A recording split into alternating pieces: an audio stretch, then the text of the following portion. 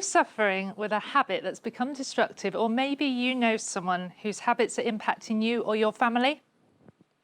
A secret that is becoming increasingly out of control, or maybe even a full-blown addiction to alcohol, drugs, gambling, food, social media, shopping, or pornography. I'm Emma Heath, and this is my colleague, Nat Moody. Over this series, people involved with the National Recovery Course are going to bring you the Recovery Course testimonies. Real people, real stories, and real transformation. The Recovery Course follows the 12 steps of Alcoholics Anonymous, but as they were originally intended, a set of 12 spiritual steps where we put Christ back at the heart of recovery. We will cover one step in each of these sessions. The course recognises that our destructive habits are a consequence of pain, hurt, a broken relationship, loneliness, or an issue from childhood.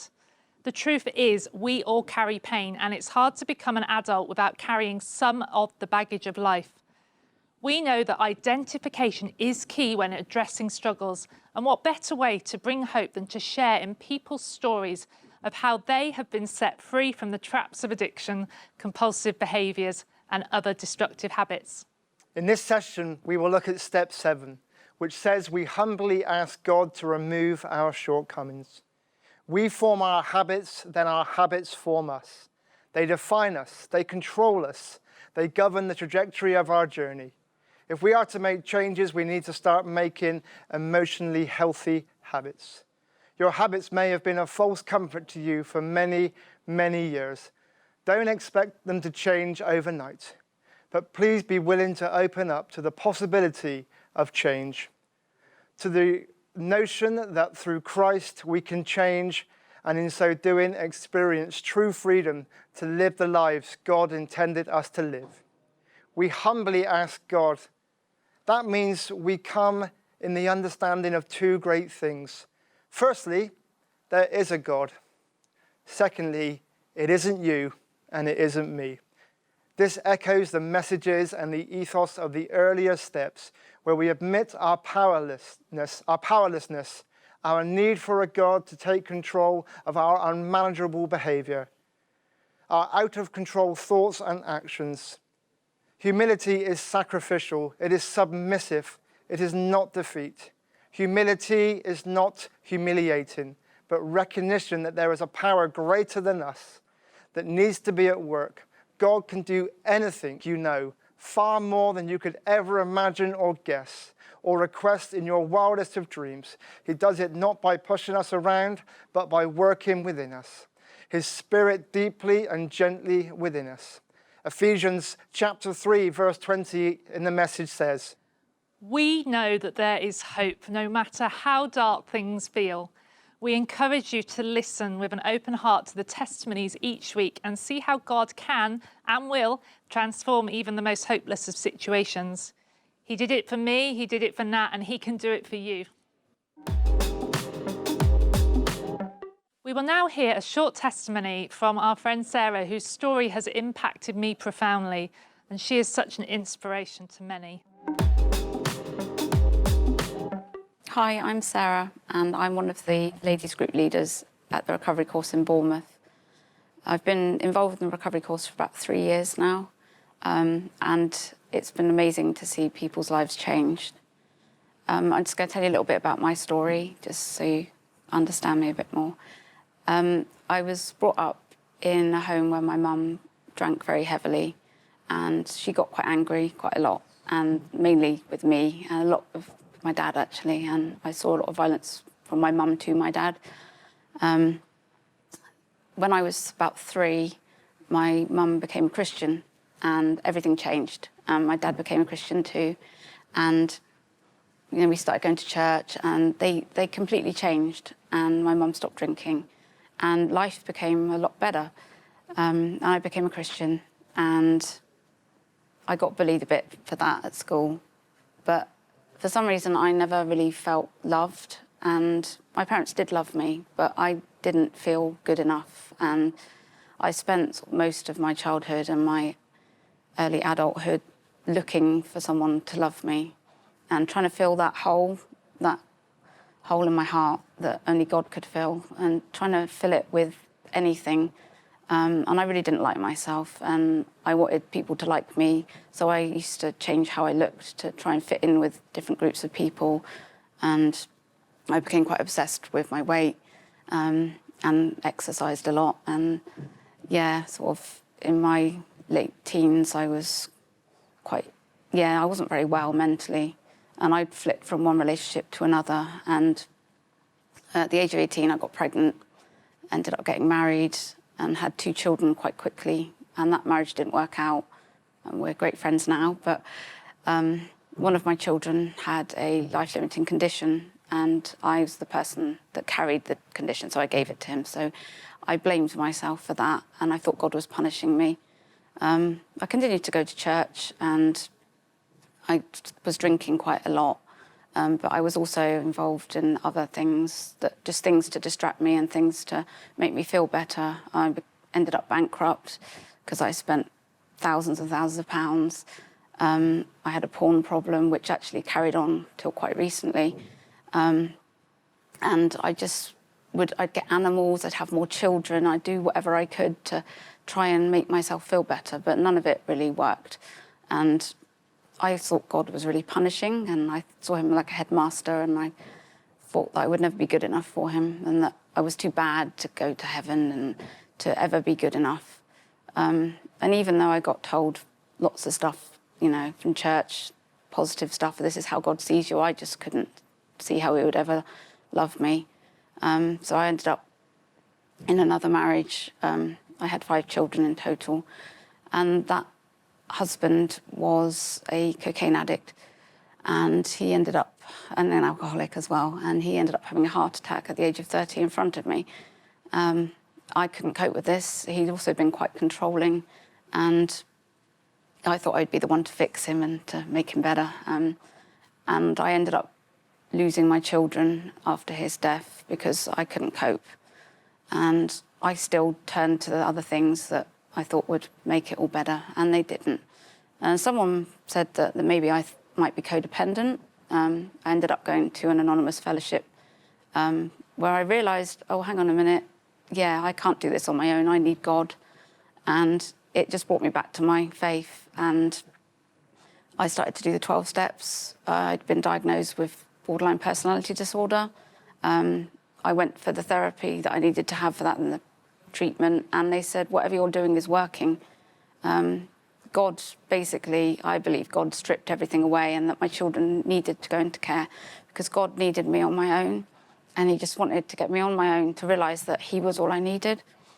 And yeah, it's been this is 6 years ago, and doing the 12 steps has completely changed my life.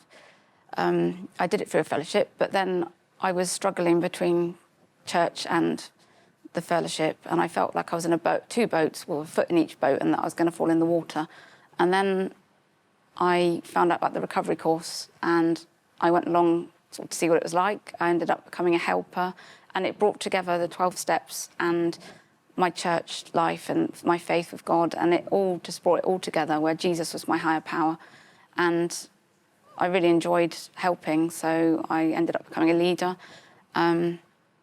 And yeah, it's like my life's completely changed now. I've remarried a lovely man, and I've got 2 of my children back from foster care living with me, which I never thought would happen. And although, one of my sons passed away last year, I didn't relapse in any way, and actually God was there, and yeah, I was able to cope with it because of the 12 steps and because of Jesus and the support I get through that and through the fellowships as well. And yeah, I feel that with Christ anything is possible, and you can achieve things that you never thought you could. So in the main defect that we are humbly ask God to remove our shortcomings, and my main thing that I really struggled with was taking responsibility for my actions and for what I'd caused, and I was really blaming everybody. And I asked God, please, can you, I want to take responsibility. And actually, I was able to do that, and it wasn't what I did, but God actually got me to a point where something twigged in my head that, hang on, actually, I've caused this situation and it's not other people's fault. It's actually what I've done has caused this.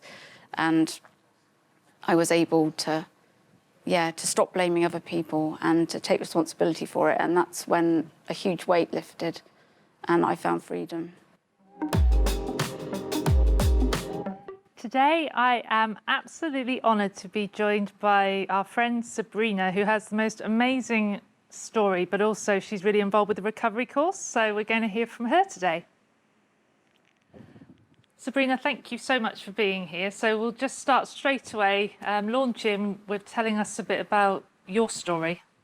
Thank you for having me. Yeah, I came to recovery because I've gone through addiction myself. I had a biological parent in addiction, and many of my partners have actually been in addiction.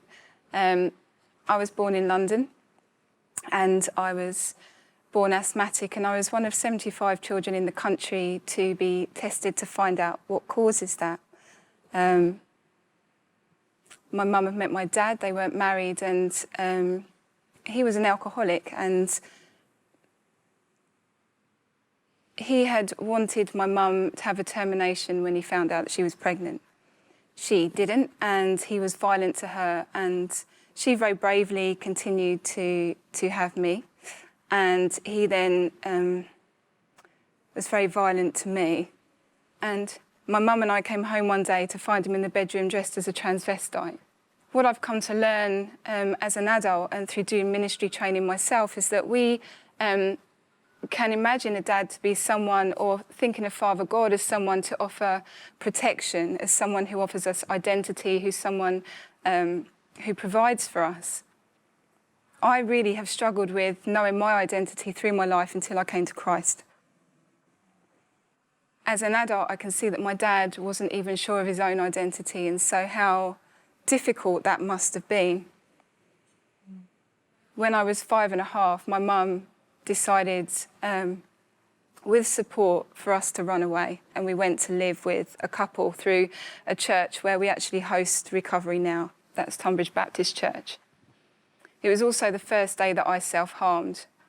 I felt very confused, and I just felt this intense pain. I really blamed myself. I started a new school, and I shared the name with somebody else in the class, and she took a disliking to me, and I was bullied pretty much from that moment. I moved schools within a few weeks. My surname was changed for safety reasons, and we settled into a new home. My mum met my dad. I have a new dad in my life. He adopted me, and that was wonderful. He's a kind man, and that was lovely. They went on to have my brother, and then we fostered as a family, and I was very excited about that. I'd always wanted a bigger family. I'd always wanted brothers and sisters. When I was about 12, I was sexually abused by one of the boys that came into our home. And the sexual abuse changed within its nature to a very kind of humiliating extent, and it became harder and harder to continue at school. Again, I began to self-harm. I developed an eating disorder. I started to make myself sick. I had all these suicidal feelings come rushing into my head. And he had always wanted to see someone die, and so he helped me attempt suicide. Through overdose, assisted overdose. And 3 days in a row, he helped me try and attempt to take my own life. I don't know how I came through it, and neither could he, but God had a plan. He later died of an overdose himself, a heroin overdose. I began running away, and the police were involved. I spent a short time in foster care. And when I came home, I had changed. I felt very angry. I didn't really understand what the anger was about, actually. It was just something that I acted out, and that would have been really hard for my family. My family also felt very angry and hurt, and there was a lot of confusion. I used the self-harm as a way to cope because I started to agree with the feeling of punishment that I was deserving of it. I actually gave my life to Jesus when I was 11, and I feel like God got me just in time. Even though my understanding of God then wasn't the understanding I have now, I was very aware of his presence. The difference was that at that time I felt like he was a God up in the sky far away, and that in some way he must be looking over this situation and must be allowing it, in some way. And I've come to understand that God is a God who delivers us. And then Jesus shows me that he's my deliverer and that he was rescuing me out. And he's also shown me that he's my father, which has really released me from any unrealistic expectations of my parents or anybody else. And he's the one that I can turn to. I mean, my family are great, I can relate to the father thing, because for so many people, not having a positive father role model, it's very, very hard. Or if they've had a really dysfunctional father or an abusive father, to then imagine God as your father. I know for me that's been a big part of the journey, unravelling that. But yeah, you're being so brave sharing all this. And you know what's beautiful? You come alive when you start talking about how faith has impacted you even more. Yeah, God's changed my life. My eating disorder really started getting out of control. It started with restriction, but I'd always enjoyed my food, and so very quickly it became turned into like a compulsive binge disorder. And I remember the first day I ever had that thought, and I just want to say that not every thought we have is our own. Not every thought we have belongs to us. I was sitting on the steps, and I remember thinking, well, at least they won't be able to call me fat. It felt like something I could control in some way. And I remember visualising, what if I was sick, And so that's how my journey began. I was also, at the age of 17, hit by a lorry. And it scarred my arm really badly. And they said that I wouldn't be able to use my arm again. And because it had severed all my tendons and the arteries there. And I remember some people from church coming in and praying for me around the hospital bed. And it started knitting back together, and they couldn't believe it. I didn't have to go to East Grinstead. I was meant to have skin grafting and everything to try and, but God healed me. But again, unfortunately, because I'd had the eating disorder, it started to become obsessive about my weight. And the thing is, although I was compulsively binging, I was actually starving on the inside. And I've learnt that I swallow my feelings. And so obviously when I was bringing them back up, it felt like I was getting rid of them. And I just started to feel incredibly disgusting. And those kind of negative thoughts were coming in. I was in another relationship, and I was out of control with the eating, and my mum and one of the people that I was with at the time had really wanted me to be sectioned. They weren't really sure what to do with me. And I remember turning up to the doctor's on the day where he was actually going to attend with us. And I'd got on my knees before we went and cried and cried and cried and just said, God, I don't think they know how to treat my condition. I was so scared that I was just going to go somewhere and be medicated, and there wasn't going to be anyone that would take care of me. I wasn't in a good place. I was hospitalised. And that's what happened. That's where God intervened. Because I was taken to hospital, they then had to make the decision about whether I'd live at home on a drip that was sort of permanently attached to me, or whether I'd be taken into an eating disorders unit. And I went into the eating disorders unit. And that was the first time, really, that I realised that I could get better, that there was hope, because I'd really tried on my own and I couldn't do it for myself. It was there that they saw bruising on my body, and they told me that I had to report it or they would. And so I made the decision to end my relationship, but it was incredibly hard. It's funny, I think I was living in codependence, but it was very, very difficult.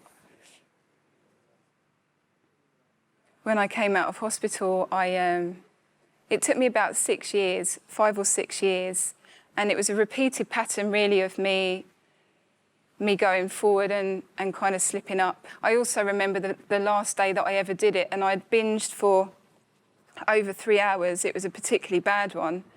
And it would make sense that I needed to get that food out of my body because of the pressure on my heart. It was unsafe to have it. My whole body was swollen.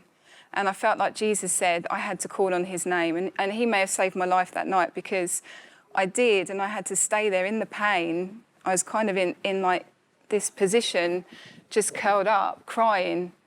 But it says pain in the Bible, pain endures for a night, but joy comes in the morning. And that was the first day of my recovery, and it wasn't easy. And I had to do things bit by bit. You know, I had the other components there that I had to deal with. But I got baptised. I got baptised in the Jordan, and that was awesome. I felt like I should have stayed under much longer than I did. Tell us a bit more about sort of what's happened in your recovery journey, because there's been a lot, I know. I think for me, understanding our pain in recovery is incredibly important, because without understanding our pain, we just see the surface stuff. And, you know, I was left with the same depression and anxiety and night terrors and things that I had before. I used the addiction, which helped me not to think. It helped me not to. It was also important, I felt God give me a choice that, you know, I used to pray to die. I really didn't want to be here. And I felt like he said to me, you need to choose what I say about you is true. And for a little while, I really didn't want to. It was a real struggle. I just felt like I wasn't deserving of it. And then I realised that I actually did have to choose, that I was now a part of my recovery. I actually had to say yes to it. Like, do you want to get well?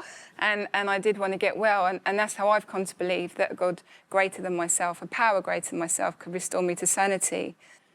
But and that's it, isn't it? Because God is there, but he meets us, but it's about us doing some action too. Absolutely. Which is really important, because, you know, without the action, we'll be stuck in that pain that you talk about. And we're basing today on step 7. Yeah. Which is about asking God to remove our shortcomings. And even though you've been, you know, you can just hear the pain and the dire situations you've been through, which were no fault of your own, it's also important that we address, isn't it, Absolutely. our own stuff. Yeah. I felt like for example, fear was one of the things I had to surrender, in that I had built some very unhealthy ways of self-protection in not wanting to be harmed, you know. The most powerful one for me, I think, would be forgiveness, forgiving others and forgiving myself. When I began to forgive other people, something started getting well on the inside, that bitterness, that horrible bitterness that eats away at you was no longer there. I no longer had night terrors, and I no longer had flashbacks. That's amazing. So looking back, what was your most memorable, life-changing moment? One, again, would be forgiveness, incredibly powerful, because we also need to have compassion for ourselves. I also, strangely, felt like I did have to go through my pattern of addiction, particularly love addiction. My ex-partner was a heroin addict, and there was domestic violence in that relationship. I didn't understand that there could be unconditional love until I was there in that place, but it took me probably to the lowest place that I could go, to the point where, you know, it was really hard, really, really hard. But actually, when he did his first 3 months, and we managed to do that together, he did 3 months. When he went back, when he chose sort of relapse, I realised at that moment in time that actually it wasn't about me. He could now do that for himself. I was no longer his rescuer. That circle where I in some way had believed that my mum maybe hadn't loved enough, I realised my poor mum, it wasn't about her, you know, it wasn't about her, you know, and it wasn't any longer about me. But it was the first time in my life I actually thought, oh my goodness, I don't really know how I feel about this person. I don't know what I want for my life. I'd never thought about anyone else until I stayed through it. and saw the outcome where it could be successful. So that was really meaningful to me, because I now, with my eyes wide open, don't need to keep repeating that pattern. A bit like, you know, the definition of insanity is doing the same things, Over and expecting over different again. results. And the same with addiction. Sometimes we can fall into the habit of the same things and trying to get recovery, or, you know, and actually to change that cycle is so important. And that's why things like the courses and things, because you're involved with the recovery course Yeah. as well, aren't you? Yeah, it's fantastic, yeah. But what would you say to somebody that's listening to this to just encourage them, or if it's really touched a nerve with them today? I'd just say there is hope. Because much as, you know, there was a moment in time where I did have a decision to make and there was a choice to make, there was also a very long time where I didn't have any hope at all and I couldn't do it for myself. And it was then that by inviting, you know, and believing in God, inviting God into my life, that he actually did the fighting for me.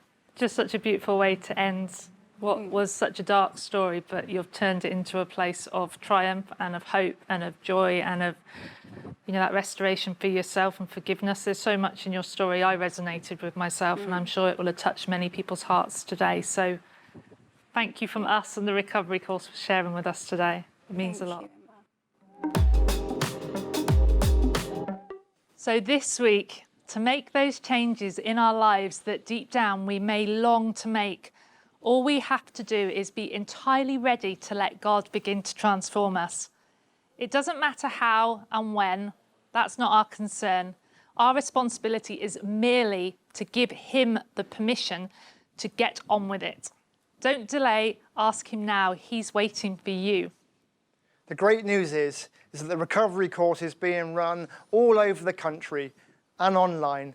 If you want to find out more, you can watch the full TBN recovery series, or you can visit our website, www.therecoverycourse.com. You can also email us at info@therecoverycourse.com, or search for The Recovery Course on any of the social media platforms. Join us next time for session 8, where we look at the 8th step. We look forward to seeing you then. Goodbye from me and goodbye from Nat. Goodbye.